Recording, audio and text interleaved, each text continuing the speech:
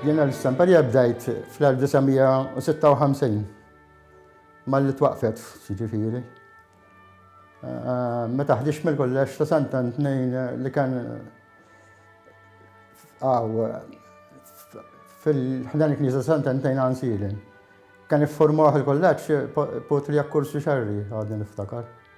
Mbagħad wara xi 4 snin għalaq, u mbagħad wara xi sena iffurmaw il-Samperija jew Potrija Kursu Xerri jew Don Giuseppe Galjarapa li kien ir-rettur tal-Istitut ta' San Giuseppe dak iż-żmien. L-editur kien Potrija Kursu Xerri dakinhar. U wara jidher li kienet għadmija ta' bona u kien hemm xi avukat minn għalija x'Kembri li ma tlaħaq maġistrat. Il-ġurnal Għawdex qabel kien xi snin qabel kien jissampaħ Malta, mbagħad beda bdejna aħna l-istamperija. Bdejna nistampaħ hemmhekk. L-istamperija kien ġabilna l-magni wieħed Malti jismu Salvatore De Mek. Għax kien hemm stamperija Malta għalqet u mbagħad xtraw kollox u ġibu Għawdex. U kien l-mgħallem tagħna u magħna kien hemm jaħdmu 3 oħra Patrik Merċija u ġiex titfal minn tal-istitut Wenzu Buġejja u Gianni Kassarji li jien kien jisimhu. Il-ġurnal Għawdex konna noħorġu kull 15 dakinhar ta' u mhux bħallum konna dawk niffurmaħ bit-tipi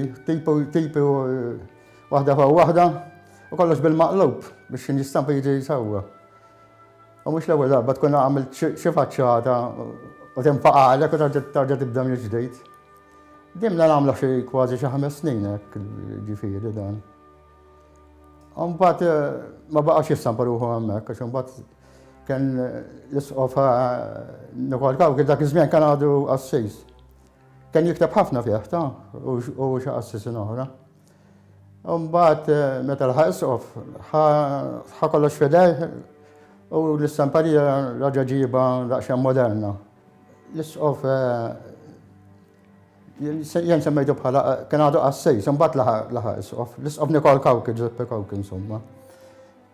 Tam temmek xi sentejn wara laħaq u mbagħad dħalt naħdem mal-gvern x'hekk. U biex naqdu l-ġurnal l-Għawdex, għax Għawdex kien jismu, l-istamperija bil-ħaq kienu semmewha Orphans Press, dak iż-żmien kien hemm it-tfal tal-Istitut ta' San Giuseppe ġifija, kien hemm ħafna tfal ta'. U biċċa minnhom kienu jibdew jitgħallmu nagħlmuhom aħna wkoll, ma kinux ikomplu.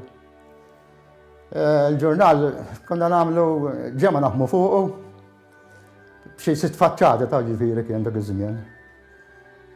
Tipa ma tipa, għal ġiex faċċati kellna, nagħmlu ġiex faċċati nżarmawhom biex mbagħad nerġgħu it-tipi tarġa' titfaħħom f'posthom biex tarġa' jkollok għal faċċati ta' wara. Kull 15 għastemmen, kważi konna fuqu. Jobbing tan-nies kellna ħafna taf ukoll jiġifieri. Mbagħad dejjem waqla sejrin hekk sakemm laħaq l-isqof Nikol Kawkil u mbagħad bidel dak ġeb magni ġodda bil-linotype. Ma kenniex kulur ta' laqas xi ħadd ma tagħmlu bil-kulur għax magna qodma. U l-magna għandna biċċa minnhom bledajn, nħadmuhom bledajn.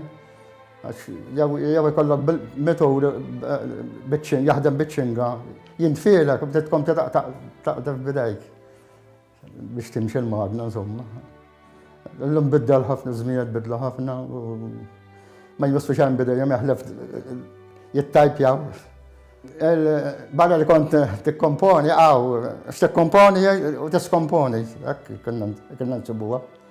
Kont nikkorriġa ħien, dilettant ħafna tal-Malti u għadni sal-lum, biex għadni nikkorriġi anke l-magazzin tal-banda ta' Ansilin, insomma, u affarijiet oħra. Kont nikteb ukoll fih, għax kien ikollna pereżempju xi kolonna niesa, biex ħanimliha għadejn. Kont dilettant ħafna tal-kanzunetti l-artisti dak iż-żmien insomma, u kont nimla xi ħaġa jien biex nagħlqu l-faċċati kif għandha tkun.